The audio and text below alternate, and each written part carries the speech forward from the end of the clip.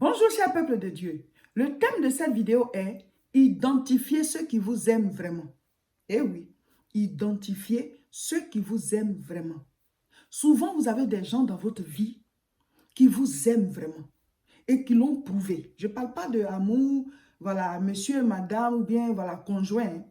Les amis, les connaissances, il y a des gens souvent autour de vous qui vous apprécient vraiment, qui vous portent dans leur cœur et qui l'ont prouvé. C'est-à-dire que ces personnes ont déjà fait des sacrifices pour vous. Ces personnes vous ont déjà aidé. Ces personnes sont toujours là pour vous. Souvent, des gens vous montrent contre la personne qui est pour vous. Des gens vous parlent contre la personne qui est pour vous. Cette personne a déjà prouvé qu'elle est pour vous. Cette personne a déjà prouvé qu'elle vous aime. Cette personne a déjà prouvé qu'elle est une bonne amie, qu'elle est un appui pour vous et que dans tous les cas, vous pouvez compter sur elle. Parce que sur cette terre-là, pour trouver quelqu'un sur qui tu peux compter, c'est ce qui est difficile. Mais vous allez rencontrer d'autres personnes qui vont vous monter contre cette personne, qui vont dire des choses, ah, il dit quoi là-bas, elle dit quoi là-bas même. Oh, pourtant, ce que la personne fait pour toi là, eux là, ceux qui sont en train de parler comme ça, ils ne peuvent pas faire ça. Ils ne peuvent pas le faire. Mais eux, ils vont te monter contre cette personne. Ils vont te créer de mauvaises émotions. Ils vont te créer de mauvaises dispositions de cœur contre ton bienfaiteur ou bien contre ta bienfaitrice. Mais ce que la personne a fait pour toi, ou bien ce que la personne est prête à faire pour toi, ceux-là, ils ne peuvent pas le faire. Si tu te retrouves dans le besoin, eux, ils vont te lâcher. Mais ils te montrent contre la personne. Oh, celle-là dit quoi là-bas? Oh, mon frère, il faut quitter là-bas, il faut faire ci, il faut faire ça. Mais quand tu vas quitter, ou alors quand tes relations avec cette personne seront gâtées là, eux, ils te lâchent. C'est pour ça que je dis, il faut identifier qui vous aime vraiment. Souvent, vous vous trompez de cible. Vous tirez sur vos bons amis. Vous tirez sur vos bonnes relations. Vous tirez sur ceux-là qui ont déjà prouvé qu'ils sont pour vous et qui sont prêts à poser des actes, à faire des sacrifices pour vous, à vous supporter tel que vous êtes, à vous prendre, à vous faire passer d'un niveau à l'autre. Ces personnes ont déjà prouvé qu'elles vous aiment vraiment. Mais d'autres personnes vont vous monter contre la personne. D'autres personnes vont vous monter contre la personne et vous commencez à attaquer la personne. Vous vous trompez de cible. Ça s'est passé avec Judas. Judas, c'est Jésus-Christ qui l'a fait connaître, comme les 12 autres apôtres. C'est Jésus qui a choisi ces 12 apôtres et Judas faisait partie. Et Jésus savait qui était Judas. Mais il lui a fait confiance quand même. Il lui a confié la caisse. Quand Jésus prêche, puis on fait les offrandes. C'est Judas qui attrape l'argent là. Mais pourtant, il volait. Mais Jésus ne lui a pas arraché la caisse. Jésus l'a pris avec ses défauts. Et il était dans le staff du Seigneur. Et Jésus prêchait. Il mettait tout le monde à l'aise. Il enseignait la parole. Donc avec lui, émotionnellement, ils étaient guéris. Avec lui, ils avaient un mentor. Avec lui, ils avaient quelqu'un sur qui pouvaient s'appuyer et qui était venu leur prêcher la vie. Un matin, les ennemis de Jésus se sont entendus avec Judas. Vous comprenez? Ils se sont entendus avec Judas et ils ont amené Judas à vendre le Seigneur. Mais Judas ne savait pas qu'en vendant le Seigneur, lui-même, il allait se retrouver dans les problèmes. Donc, certainement, ils ont monté son cœur, comme je suis en train de dire là. Ils lui ont dit des paroles. Et Judas s'est entendu avec eux. Ils lui ont donné l'argent et il a vendu le Seigneur. Mais quand il a fini de vendre le Seigneur, mes frères, mes soeurs, qu'est-ce qui s'est passé? La Bible dit, Matthieu chapitre 27, à partir du verset 3. Alors Judas, qui l'avait livré, voyant qu'il était condamné, fut pris de remords et rapporta les 30 pièces d'argent aux principaux sacrificateurs et aux anciens, en disant, j'ai péché en livrant le sang innocent. Ils répondirent, que nous importe, cela te regarde. Judas jeta les pièces d'argent dans le temple, se retira et alla se pendre. C'est toute une leçon, c'est toute une leçon. Vous savez, quand tu lis la Bible, il faut que Dieu te donne la révélation pour que tu comprennes les leçons qui sont derrière chaque verset biblique. Judas avait pour mentor Jésus. Si Jésus était là, si ce n'était pas Jésus qui l'avait livré là, et qu'il avait commis un péché, et qu'il était retourné vers le Seigneur, Jésus l'aurait rassuré. Jésus l'aurait amené à se repentir. Jésus l'aurait libéré de ce remords. Ça dit, c'est Jésus qui était pour lui. Dans cette situation où son âme était troublée, il avait des remords. Il est retourné vers eux, ceux qui l'ont amené à vendre son maître. Ceux qui l'ont dit, oh, vends-le. Ceux qui sont là, qui vous montrent, quand vous serez dans les problèmes, le rôle que que vous êtes en train d'attaquer, le rôle qu'ils jouaient là, eux là, ils ne vont pas jouer ce rôle-là. Judas est retourné vers eux, croyant qu'ils allaient dire, oh, tu as péché, viens, qu'est-ce qu'on peut faire pour l'aider, pour l'écouter, prier pour lui, être le sycomore sur lequel il pouvait s'appuyer pour voir Jésus, pour voir son salut. Ils n'ont pas joué ce rôle. Ils disent, que nous importe? On s'en fout. Tu as péché? On s'en fout. Jusqu'à il allait se tuer. Celui qui devait jouer ce rôle, c'est lui qui venait délivrer. Il y a des appuis de vos vies, il y a des colonnes de vos vies. Les gens vous montent et vous les attaquez. Les gens vous montent et vous vous attaquez à eux. Vous vous trompez de cible. Et après, c'est vous qui serez la vraie victime. Parce que quand cette relation sera brisée, vous allez vous retrouver seul. Et ceux qui vous ont monté contre la personne ne pourront pas jouer le rôle que cette personne a joué. Ne pourront pas faire les mêmes sacrifices que cette personne a fait pour vous. Finalement, c'est vous le vrai perdant. Et c'était ça le cas de Judas. Il a fini par se suicider. Identifiez qui vous aime vraiment. Identifiez qui vous aime vraiment dans votre entourage. Sinon, vous allez vous tromper de cible. Tirez sur la bonne personne de votre vie. La Bible dit, Ruth la Moabite, elle avait perdu son mari. Elles étaient deux belles filles pour Naomi. Et puis, à un certain moment, Naomi dit, elle rentre dans son village. Les deux ont suivi Naomi. Et à un certain moment, Orpa s'est retournée. Et Ruth a continué. Pourquoi est-ce que Ruth a continué? Parce qu'elle a identifié Naomi. Elle a compris que par celle-là, je peux recevoir ma bénédiction. Par celle-là, je peux rentrer dans mes grâces. Par celle-là, je peux me remarier.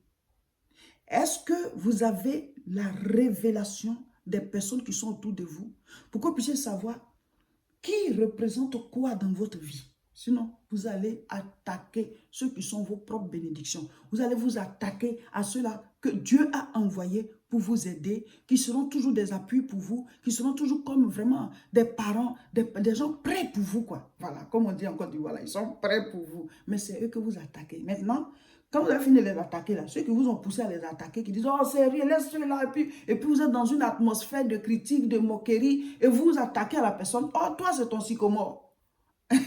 Maintenant, quand la personne a fini d'être attaquée, là, qui est seul? C'est toi. C'est ce qui s'est passé avec Judas. Judas s'est retrouvé seul. Il était obligé de se suicider parce que celui qui le rassurait, si Jésus était là, Judas n'allait pas se suicider. Mais c'est Jésus là qui l'a livré. Donc ceux qui sont là pour vous soutenir dans vos moments de détresse, pour vous relever, pour vous aider à passer d'un point à un autre, qui ont déjà prouvé, ne les attaquez jamais. Parce que c'est votre propre vie que vous attaquez. Même si la personne ne te maudit pas. Mais dès l'instant où tu as perdu cette personne, tu as perdu beaucoup de choses. Tu as perdu beaucoup de choses parce que Dieu a utilisé cette personne comme un canal et il peut toujours utiliser cette personne comme un canal. Donc, quel que soit ce que la personne va dire, quel que soit ce que la personne va faire, toi, tu ne dois jamais te retourner. La personne a des défauts, c'est sûr. Et toi aussi, tu en as. Quand on se rapproche l'un de l'autre, chacun voit les boutons de son camarade. Quand on se rapproche, on voit les boutons. Tu vois pour la personne aussi voit tes boutons. Donc, forcément, si tu te rapproches de quelqu'un, tu vas découvrir ses défauts. Mais n'empêche, qui est cette personne pour toi? Quand Naomi et Ruth habitaient ensemble, c'est tellement que Ruth s'est rendu compte du comportement de Naomi. Mais c'est sa belle-mère. C'est par elle qu'elle est passée pour avoir sa bénédiction. Point, c'est tout. Si tu n'arrives pas à identifier qui t'aime vraiment, ben, tu vas t'entendre avec tes ennemis et tu vas attaquer tes amis. Tu vas attaquer ceux-là qui sont des colonnes de ta vie. Tu vas attaquer ceux-là que Dieu envoie pour ta propre bénédiction. Parce que tu ne sais pas identifier qui t'aime vraiment autour de toi. Je vais commencer avec le témoignage d'une dame. Ça s'est passé quand elle était jeune, mais maintenant elle est une dame. Elle travaille, elle est chez elle, avec son mari, ses enfants et tout. Elle est chrétienne, elle a un rôle même dans son église. Elle est très, très écoutée parce qu'elle prêche et tout ça. En tout cas, Dieu l'utilise. Donc aujourd'hui, elle voudrait qu'on partage son témoignage. Bon, il y a longtemps qu'on a reçu le témoignage, mais comme on vous le dit, on attend quand on a un message qui va dans le sens et on va puiser dans vos témoignages. Donc ceux dont on n'a pas encore rendu les témoignages, ne vous fâchez pas et merci de nous faire confiance. Alors, la dame, son témoignage, elle dit que ça s'est passé quand elle était jeune. Et vraiment, le thème du message là, sachez identifier qui vous aime vraiment là. Son témoignage va très bien avec. Elle dit que son père est le dernier de sa famille à lui. Et il a des grands frères, des grandes sœurs qui eux aussi ont des enfants. Et elle est née de son papa et il y a 3 enfants après. Et puis, dans leur village est comme une ville en même temps. Elle dit qu'elle a fait l'école primaire et le collège dans leur village. Donc, c'est un village-ville en même temps. Donc, son père il a sa maison juste à côté de la cour familiale, la parcelle familiale. Lui aussi, il a son terrain à côté. Il a construit sa maison à côté. Donc, ils habitent là. Donc, tous ceux qui, voilà, quand ils quittent en ville, ils viennent. En même temps, ils viennent à la grande cour. Eux aussi, on les voit. Et quand elle est allée au collège, elle a fait la 6e, la 5e. Et à la fin de l'année de la 5e, là, c'est là que son père est décédé malheureusement. Donc, elle est restée, elle et ses 3 petits frères avec sa maman. Donc, du coup, sa maman ne travaillant pas, parce que c'est son papa qui travaillait, sa maman fait voilà, des petites activités, mais voilà, elle n'a pas de grands moyens. Donc, elle dit que c'était difficile. Et les enfants de saison que ces tantes-là, il y en a une dedans qui est mariée en ville, son mari est vraiment bien placé. Elle aussi, elle travaille, mais vraiment, son mari a de grands moyens. Donc, c'est celle-là qui a décidé de s'occuper de la dame, la femme de son oncle avec les enfants. Donc, c'est eux qui payaient sa scolarité. Ils ont payé pour la 4e, ils ont payé aussi pour la 3e. Elle a eu le brevet. Et donc, elle a eu le brevet. Elle devait maintenant partir en ville et ils ont accepté qu'elle vienne chez eux. Donc, elle dit qu'elle était très à l'aise. Elle avait même un répétiteur. Ils lui ont même acheté les téléphones portables. Ça venait de sortir. Je ne sais pas de quelle époque elle parle, mais en tout cas, ils lui ont acheté aussi un téléphone portable, pas très performant, mais au moins pour communiquer. Donc, elle était à l'aise, mais elle dit que sa tante est très exigeante sur certaines choses. Que ici, là, tu dois travailler. Tu vas à l'école, tu viens, il y a des choses à faire à la maison avant d'aller étudier, manger et dormir. Ce qui était normal. Voilà, donc elle dit que sa tante est très, très rigoureuse. Et sa tante n'a pas encore d'enfant avec son mari. Donc, elle dit que parmi les cousines, là, elle, ses cousines, les grandes cousines, il y a une et puis un de ses cousins qui sont contre sa tante qu'il a hébergée là. Donc, ils sont toujours en train de raconter des choses sur elle et tout ça. Donc, elle dit, elle ne sait pas comment ils ont fait pour avoir son numéro de téléphone. Et chaque fois, il l'appelle. Oui, tu es chez ta tante là-bas, là. Ça se passe comment? Et il la montre contre sa tante, ils disent des choses. Oui, on sait qu'elle te fait travailler, ça va te maltraiter et tout ça. Ils ont commencé à monter le cœur. Ils ont commencé à monter le cœur de... Elle dit que c'est comme ça que sa grande cousine, l'autre grande cousine, et puis son grand cousin, c'est comme ça qu'ils parlaient chaque fois contre elle. Et donc, elle dit que comme elle était jeune, elle n'avait pas le discernement, elle a commencé à tomber dans leur jeu. Donc, elle raconte ce qui se passe à la maison, elle leur dit, quel que soit ce qu'on fait ici, même s'il y a des histoires entre sa grande cousine et son mari, elle va dire aux autres là. Pourtant, ce sont les ennemis de celle-ci. Ce sont des cousins, hein, mais elle ne sait pas pourquoi ils n'aiment pas celle-là, parce qu'elle est vraiment à l'aise, on ne sait pas si c'est la jalousie. Donc, chaque fois, eux, ils vont l'appeler, dire des choses. Et donc, ça fait qu'elle avait commencé à devenir rebelle contre sa tante. Elle avait l'impression qu'on la maltraitait et tout ça. Donc, elle dit qu'il y avait la belle famille de sa tante là, des neveux aussi, ou bien quoi, du mari de sa cousine, voilà, chez qui elle est, qui sont aussi à la maison. Et qui chaque fois critiquent la dame, oui, c'est elle qui prend l'argent de notre frère là, c'est elle qu'on s'occupe d'elle, on lui a acheté une voiture, plein de choses. Et elle qui est de la famille de la dame, au lieu d'être de son côté, elle s'est mise avec les autres là pour critiquer sa propre cousine qu'il a mise là. Voilà, j'ai dit tante, mais c'est cousine en fait. Mais comme c'est sa grande cousine, et elle va parler avec ceux-là, elle va parler avec ses grands cousins qu'il appelle chaque fois contre sa tante, sa cousine qu'il a hébergée. Donc c'était comme ça. Et elle dit sa cousine a commencé à apprendre les choses, les gens lui racontaient, et son mari aussi a commencé à apprendre. Donc elle dit qu'elle a fait chez eux la seconde et la première. Et à la fin de l'année de la première, leurs relations se sont vraiment gâtées parce qu'elle leur raidissait le cou, comme si elle était chez elle, alors que les gens l'avaient hébergée. T'as venu ton papa, on t'a hébergé. C'est plus tard maintenant qu'elle est devenue grande qu'elle a compris.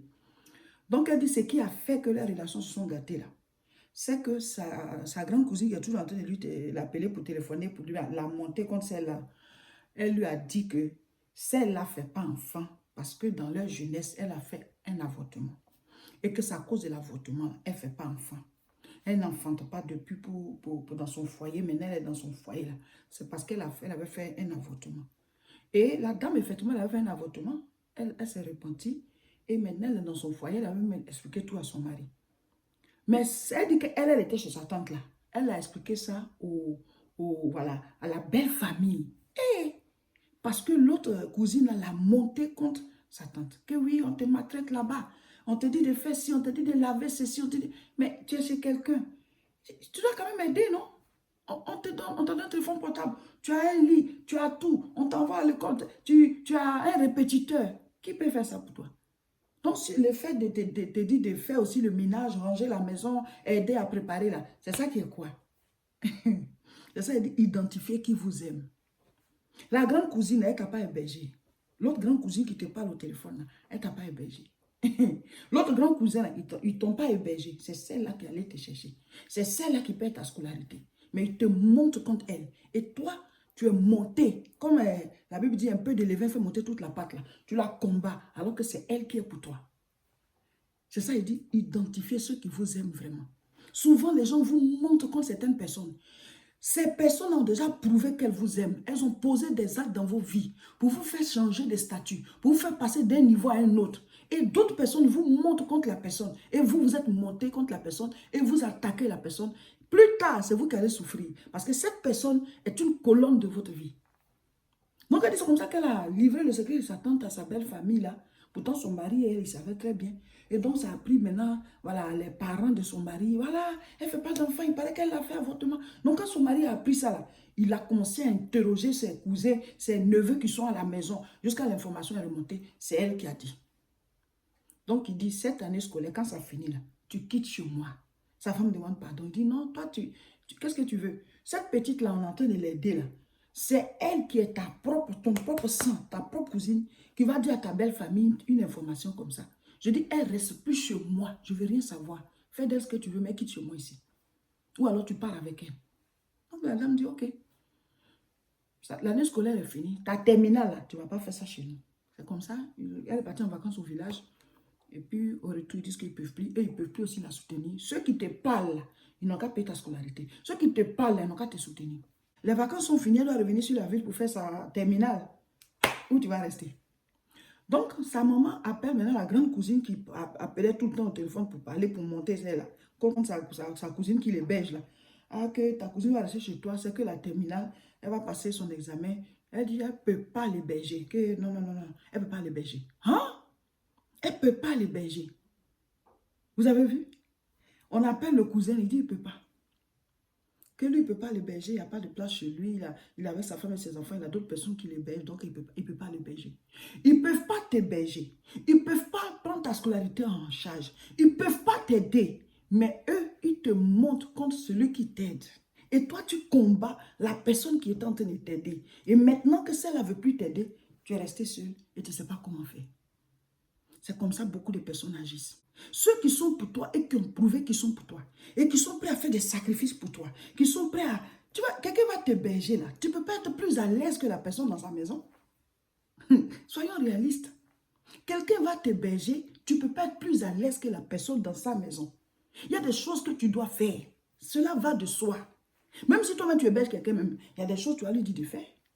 Tu ne peux pas être plus à l'aise que la personne parce qu'elle est chez elle. Donc, vous, quelqu'un vous héberge, on m'a dit de faire ça, on m'a dit de faire ça. Mais il faut partir.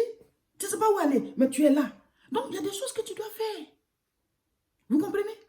Donc, elle a cru que c'était de la maltraitance. Ah oui, c'est toi qui vas dire les secrets de ta grande cousine qui t'a hébergé. Et voilà maintenant. Forcément, si tu habites chez quelqu'un, tu vas découvrir ses défauts. Quand on se rapproche de quelqu'un, on voit ses boutons. Hein? Tu vois ses boutons. Quand tu vas te rapprocher, tu vas voir ses boutons. Mais quand tu entends voir ses boutons, elle aussi, elle voit pour toi.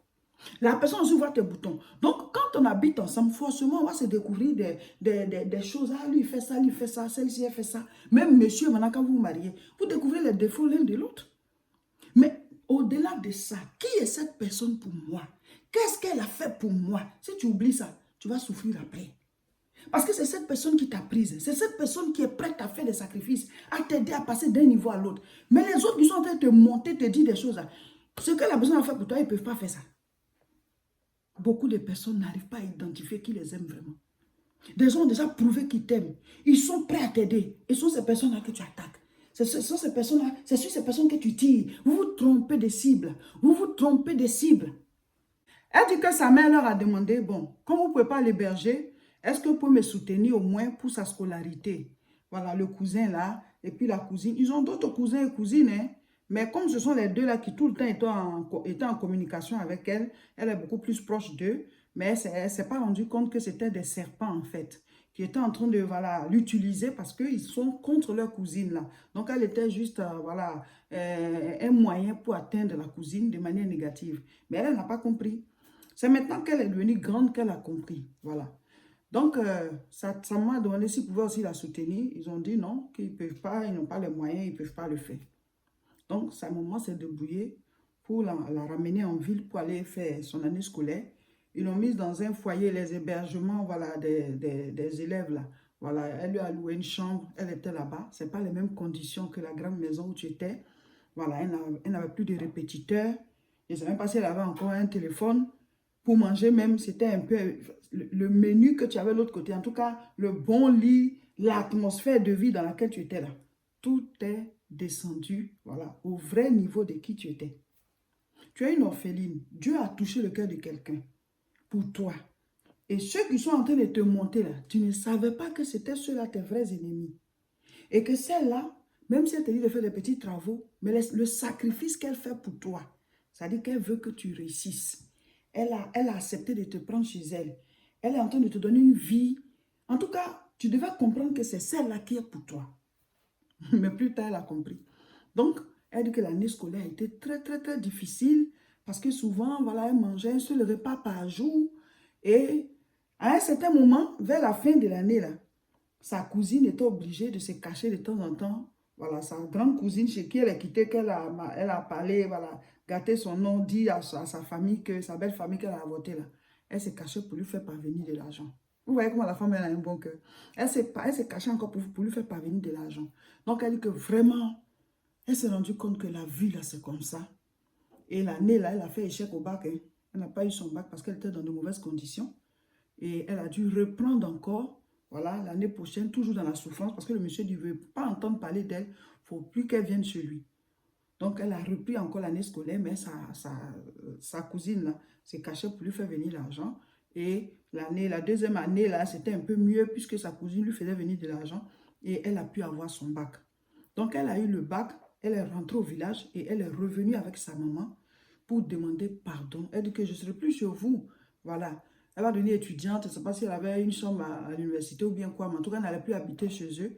Mais elle a tenu à venir avec sa mère pour demander pardon officiellement. Et entre-temps, sa cousine a fait des enfants. Sa cousine a eu son premier enfant. Voilà, quand tu as un bon cœur, Dieu va te bénir.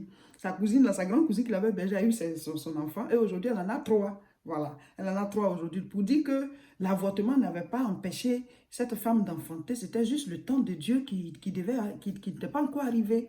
Mais les ennemis, là, utilisaient ça contre elle. Peut-être parce qu'elle est dans un foyer où le monsieur, il est vraiment riche. Donc, c'est pas qu'est-ce que son cousin et sa cousine à lui veulent. Ils ont créé beaucoup de problèmes. Et toi, tu as été utilisé. Pourtant, toi, on t'héberge, tu es une orpheline, on a eu pitié de toi. Vous voyez, c'est plus tard qu'elle a compris que ceux-là, c'était de mauvaises personnes qui étaient en train de l'utiliser. C'est vrai contre sa cousine, mais en fait, c'est contre elle-même, parce qu'elle a perdu sa place là. Donc, elle est venue avec sa maman, et sa maman a demandé pardon au monsieur, que même si ma fille sera plus chez vous, il faut la bénir. Je vous demande pardon. Sa cousine et toi, libérez vos cœurs, pardonnez-lui. C'est comme ça qu'ils ont fait la paix, ils ont prié, et puis bon, ils se sont séparés. Donc aujourd'hui, elle aussi, elle a réussi, elle est chez elle, mais elle a gardé de bons rapports avec cette grande cousine qui est comme sa petite maman, le papa aussi, voilà, le mari de la cousine aussi. Jusqu'à présent, ils sont ensemble, voilà, qui est comme son petit papa, vous voyez. Parce qu'elle n'avait pas compris à l'époque que la vie là, il y a des gens, tu les vois, ils sont comme des serpents. Et ils vont te monter, tu vas attaquer ceux qui sont pour toi. Tu vas attaquer ton sycomore. Parce que la Bible dit que Jésus, il traversait la ville. Et Zachée, il était petit détail. Petit détail, c'est tout un symbole pour dire que tu es dans une condition où tu ne peux pas atteindre un certain niveau. Donc, il y a un arbre qu'on appelle sycomore sur lequel il est monté. Et c'est à partir de là qu'il a vu Jésus. Il y a des personnes sur qui vous montez pour rentrer dans votre grâce, pour rentrer dans votre bénédiction. Quel que soit ce que la personne va te dire, quel que soit ce que la personne va faire, ne t'en prends jamais à cette personne. Parce que dans tous les cas, un être humain n'est pas parfait. En te faisant du bien, il peut aussi te faire du mal. Mais toi, le fait que la personne ait été ton sycomore, ne te retourne jamais contre la personne. Sinon, ça va te créer des problèmes. Il y a des personnes qui vous ont permis d'avoir du travail. Il y a des personnes qui vous ont fait entrer à un certain niveau de votre vie. Il y a des personnes qui vous ont permis de passer votre examen. Il y a des personnes qui vous ont permis peut-être d'acheter votre voiture. Il y a des personnes qui vous ont permis d'avoir votre parcelle. Et aujourd'hui, Satan utilise des gens autour de vous pour vous monter contre cette personne. C'est très dangereux. Parce qu'au moment où vous aurez maintenant besoin du service que cette personne rend, il n'y aura personne. Même ceux qui vous montent, ils ne pourront pas vous rendre ce service. Et c'est là que vous allez vous rendre compte que, ah, vous avez attaqué la personne qui était même pour vous. Quand Dieu veut nous bénir, il utilise toujours quelqu'un. Et cette personne ne sera pas parfaite. On l'a vu pendant notre temps de jeûne et prière. Tout ce que Dieu envoie dans votre vie sont des pierres avec lesquelles vous devez bâtir. Mais il y en a qui peuvent vous piquer entre-temps. Mais il faut savoir quelle pierre représente cette personne. Il faut avoir la révélation de chaque personne autour de toi. C'est comme ça que Pierre a dit, celui-là, il est le Christ, le Fils du Dieu vivant. À un certain moment, Jésus l'a même appelé Satan. Jésus a appelé Pierre Satan. Arrière de moi, Satan. Mais Pierre n'est pas parti parce qu'il a eu la révélation de qui est Jésus. Il dit, celui-là, c'est le Fils de Dieu. Quand tu es avec quelqu'un que tu n'as pas la révélation de qui cette personne est pour toi, tu n'identifies pas qui t'aime vraiment, tu vas poser des actes contre toi-même parce que tu vas attaquer la personne et plus tard, le service ou bien qui la personne était pour toi, mais il n'y a plus. Il n'y a plus et c'est toi qui vas souffrir parce que tu n'auras personne pour te réconforter. Tu n'auras personne sur qui t'appuyer parce que c'est ton appui là qu'on t'a poussé à détruire. Voilà, cher peuple de Dieu, c'était l'édification du jour. Par la grâce du Seigneur, on a les retours de tout ce que les messages font dans vos vies. Nous rendons toute la gloire au Seigneur. Voilà, on n'est que des ouvriers, nous ne sommes que des ouvriers inutiles que le Seigneur utilise selon voilà, sa propre volonté. Nous lui rendons toute la gloire. Si ces messages permettent de changer vos vies, si ça vous permet de vous rapprocher du Seigneur, si vraiment ces messages font de vous de véritables chrétiens, en tout cas, notre objectif sera atteint. Que le Seigneur reçoive toute la gloire et continuons comme ça de marcher dans ses voies. Amen. Nous sommes l'église La Moisson de France. Nous prions à Tourcoing. C'est tous les dimanches à partir de 10 h. Voici l'adresse. Rejoignez-nous. Et nous sommes en ligne pour les prières en direct tous les mercredis à partir de 12 h. Mes frères, mes sœurs, grande mobilisation. Nous nous préparons pour une grande conférence dans le mois de juin, le samedi 11 juin.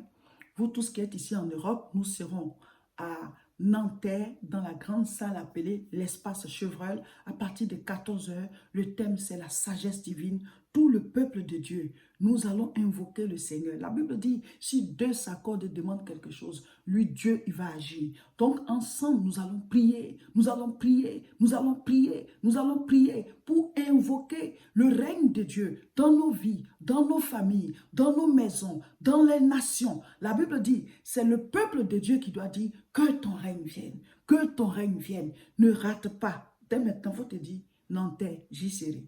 Amen.